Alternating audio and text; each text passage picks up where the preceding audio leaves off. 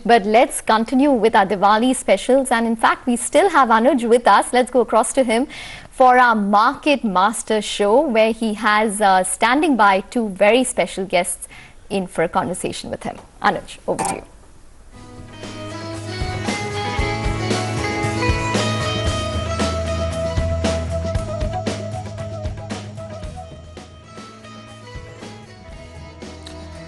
Well, if at the start of December 2077 you had simply bought a Nifty ETF, you would have made 40% by now. And if you bought the mid-cap ETF, you would have made 70%. And of course, if you were a smart stock picker, you would have made any time between 2x to 10x of your money. But are we in for an encore, or is it time to be cautious as we start the new Samvat? Hello and welcome to this Samvat 2078 Market Master Special. I am Anuj Singhal. And ahead of the new year, what are the top investment bets? Joining me today are two of India's biggest market voices, Manish Chokhani, Director of Enam Holdings, and Ramdev Agarwal, Chairman and co-founder of Motilal Oswal Services. Gentlemen, thanks a lot for joining me on this special show. Ramdev, how are you feeling about the market as we start the new Samvat? It's been an extraordinary year. A lot of money has been made. As I was saying, the index itself is up 40%, and of course a lot of stocks have gone up even 4 or 5 times. A lot of retail money has come into the market. So, as we step into the new Samvat, of course, first of all, season's greetings. How are you feeling about the market? So, Anuj, let me first wish you a very happy Diwali, very happy Dhanteras, and to all the viewers of CNBC TV18. A very, very prosperous new year. Now, this year has been a very defining year in a way that, apart from the general recovery and whatever has happened in the stock market, liquidity, interest rates and everything, but one of the most distinctive feature, maybe because I belong to this particular community, is the participation by retail. So let me give you some numbers. The number of account holders in 2007,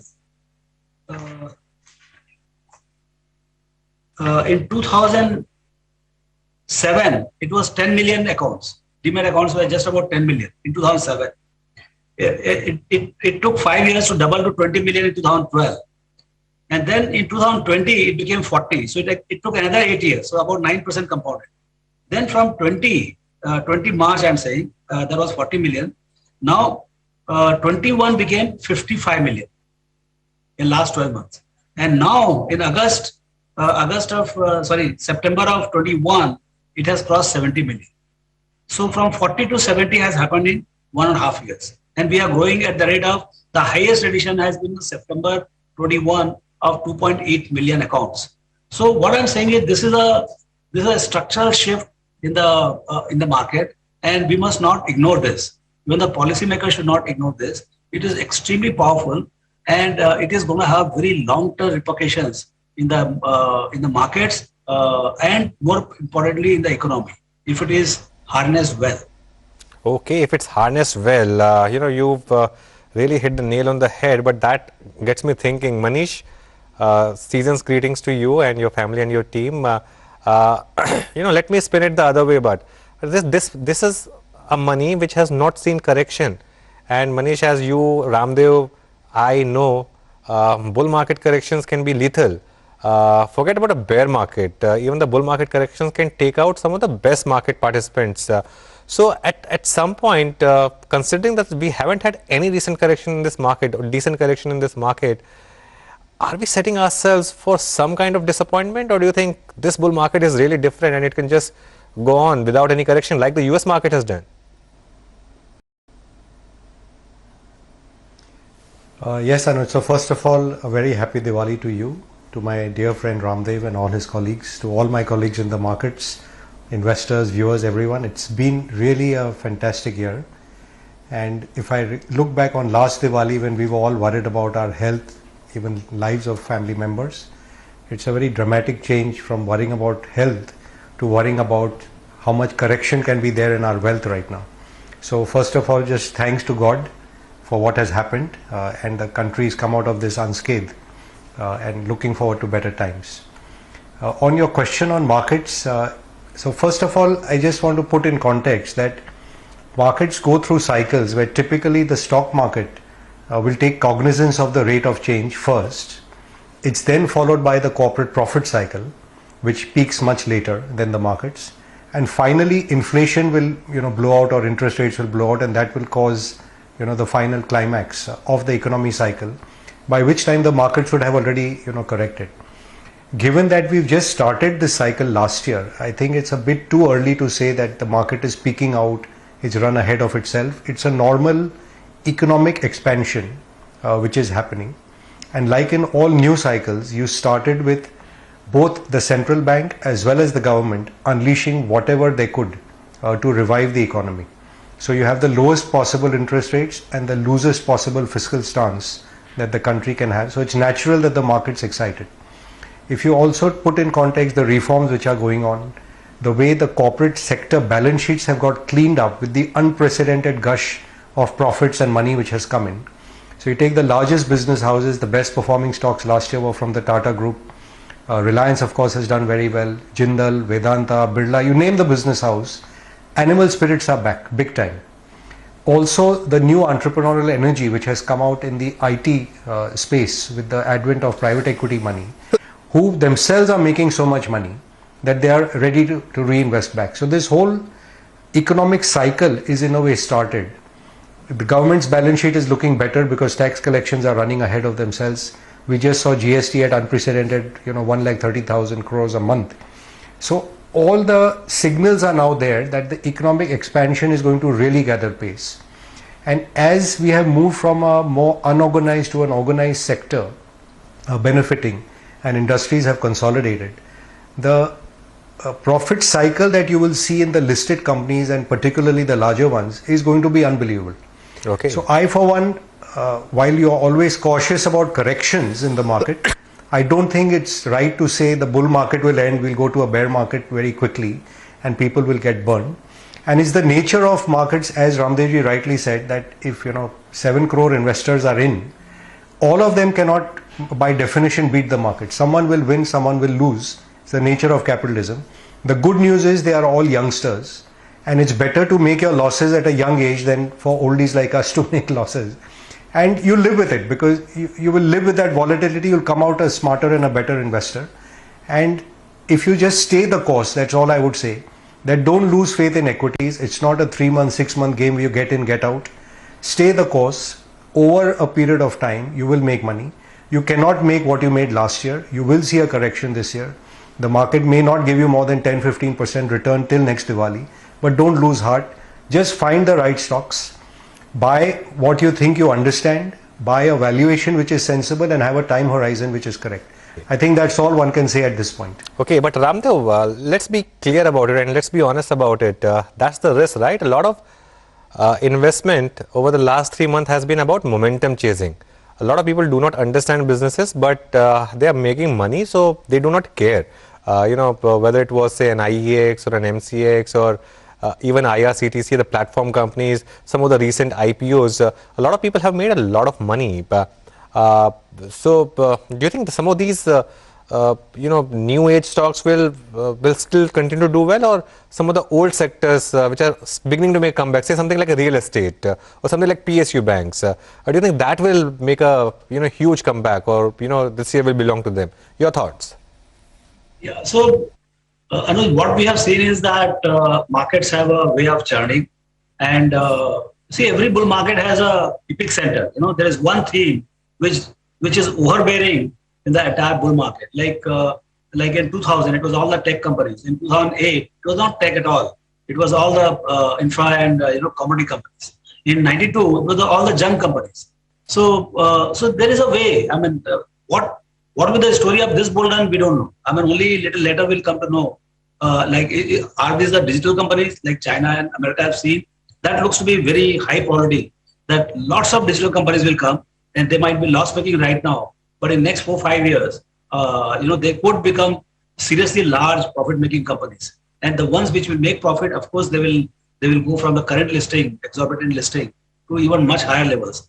And where if by chance things don't work out for them, they're not able to make they're not able to turn around their business model, then obviously people will be disappointed and people incur losses, and the prices will, at the end of it, the prices will go to where it should be.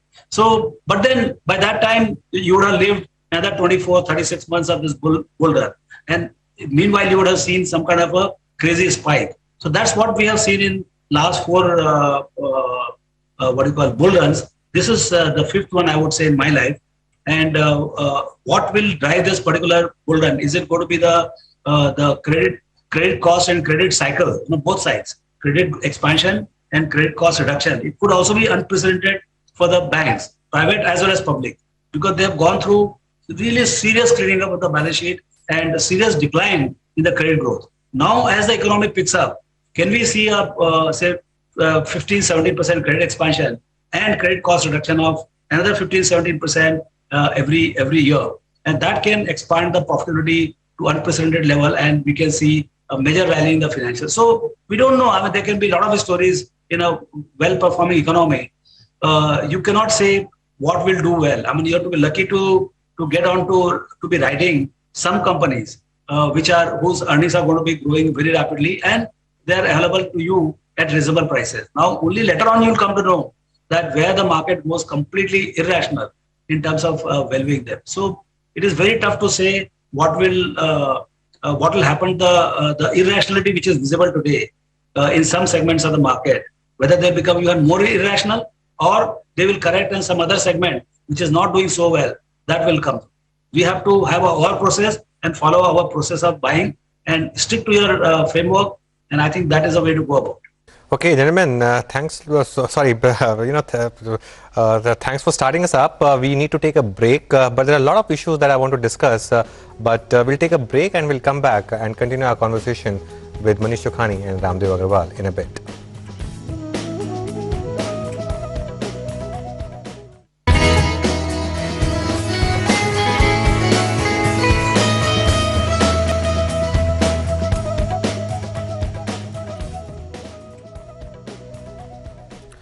Welcome back to the Samvat 2078 Market Master Special. I am in discussion with two titans of stock markets, Manish Chokhani and Ramdev Agarwal. Manish, the big money this year has been made in commodities. Is that a bit of a risk also for the market? I mean, in general, because we are commodity consuming companies. So two-part questions on commodity stocks. Do you see the gains continuing? And B, do you see inflation emerging as a bit of a risk for our market this year? Yes, Anuj. So the answer to your question is, look, commodity stocks did very well because they were very, very depressed last year. If you think of how this bull market started, like everywhere else, number one, you get an important, money supply coming in from overseas, and the export boom which happened with IT services companies, textile companies, that whole China plus one strategy where supply chains were broken, and therefore a lot of commodity prices also took off. They started from very depressed levels, and therefore the returns have been, like you rightly said, 4x, 5x, 6x in number of companies over here, which is great. We still are actually very cheap commodity producers, and with the level of profit which has come, the multiples on these companies have naturally compressed to 3-4 times EV/EBITDA. So they are not expensive. Question is, no one knows how long the supply shock continues and whether the prices for commodities will stay as elevated as they are. So there is certainly room for some caution on commodities because no one can predict. Certainly I didn't predict what will happen to steel prices or oil prices to this level. So given that it's a smaller part of your portfolio, I presume no one will have more than 10% exposure to commodities in their portfolio. It's okay, and I don't think it's going to fall off a cliff either. So that's part one. Part two, like you say, when an economic cycle starts, you do want a certain level of inflation, because then you get price increases and you get a higher level of profitability coming into your companies, which has indeed helped all these commodity players and other manufacturing companies to clean up their balance sheets. So we are all delevered and ready for the next cycle, as Ramdev was rightly saying. So just don't be worried because there is small inflation or a small rise in interest rates doesn't kill the economy. What kills you is when inflation goes out of hand or interest rates go out of hand. And by that I mean a 300-400 basis point rise in interest rates. So markets already pricing in that we'll probably have 50 basis point increase in rates over 12 months. overseas, the Fed is already signaling it is going to start putting up rates. But until US rates go to say 4%, it's not like that economy is going to trip and tumble and collapse. Similarly in India, it's not that putting 50 basis points up is going to trip the economy. You will expect rates to go up gradually as the economic expansion happens, till it finally starts trying to cool down the economy, which is still some time away. So certainly approach the market with caution. As Ramdev said, there will be sector rotation. So what made you money last year may not be the same sectors this year. If you think in the prior years people were holding commodity consumption companies, FMCG or consumer discretionary, automobiles and so on, which didn't do anything last year. Going forward, it may well be, like he's rightly saying, the whole financial space, as rates go up, they are able to pass on the costs to their borrowers and they don't put up their cost of deposits quickly. So you will start seeing expansion over there. So different segments will take off. Like it happened with a hated space last year was real estate, which has done very well. It could very well be, like he was saying, PSUs, media, stuff like that, which no one loves right now. Oh, absolutely. So there is enough to do in an expansion. You will get rotation. Oh, absolutely. And in a broad-based rally, everything makes money. Some, of course, make more money. Ramdev, one sector which has not seen any churning is IT. I mean, it's been perhaps the best, sectoral index, not just in India, worldwide. And a lot of mid-cap IT stocks in particular, Ramdev, now, 30 times is now being defined as the new normal. What is the market pricing in here? So clearly IT, thanks to COVID worldwide, they have realized that work from anywhere and digitization of the entire business process is imminent. And hence the whole world wants to go to the cloud, go to the transformation, but execution has to be only at a pace, because people have not created capacity. For last 3-4 years, the recruitment has been very slow and in fact almost flat. So larger companies must have been building a little bit, but smaller companies have been literally deleveraging. So now suddenly the demand is coming across the world and across the companies, small, big, everybody is getting, there is a flurry of contracts. Now the issue is, where is the execution capability? So right now it is not about the marketing, it's all about the execution. So who can ramp up the capacity? And now you have the attrition of ranging from 10 to 15 to 25% types attrition. So, just to fill up, keeping the current capacity also, you need so many more people. So it's a people-driven business. So I think the execution is far slower than build-up of the ambition of the entrepreneurs to digitize their processes. So my sense is the best is yet to come in terms of order build-up, the execution build-up, and profit build-up. So that will be a few quarters away, initially there will be this attrition and all, and then maybe the clients will be willing to pay more for the services. And so I think we are in a very sweet spot here, and a lot of companies are saying that it could be 3 to 5 year kind of a rally, and it is much bigger than Y2K boom. In Y2K boom, India went from $1 billion export to $5 billion export. Now in this run, we are going from 150 to maybe $300 billion of exports. So this is a very large opportunity, and this can, again, it's a huge impact on the India's positioning, India's power, India's digital power. And now it is no more only exports. Even the domestic IT is also, and startups are looking very, very good. So I think this space is very attractive, and since it is asset light, and the margins are quite fancy in the sense that for the domestic operations, it could be 50-60% EBITDA margin. So I think we are going to see buoyant conditions in this sector. Okay, now my director tells me that I have 1 minute left on the show, so I'll divide it 30 seconds for both of you. Manish, what's the reasonable expectation this year from equities, and what's the biggest risk factor?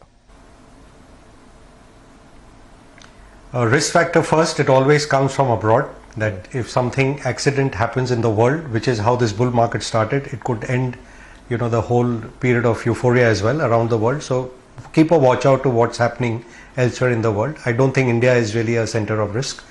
And in terms of expectations this year, if you make 15% in the coming year, you should be very, very thankful. On your whole portfolio, I mean, individual stocks can do different things. Oh, absolutely. 15% would beat most asset classes. Ramdev, same question to you. Reasonable expectation this year and the biggest risk factor? I think, as Manish said, I think after a bumper year, we should have a low expectation, but market can surprise you. My sense is market will surprise you on the upside.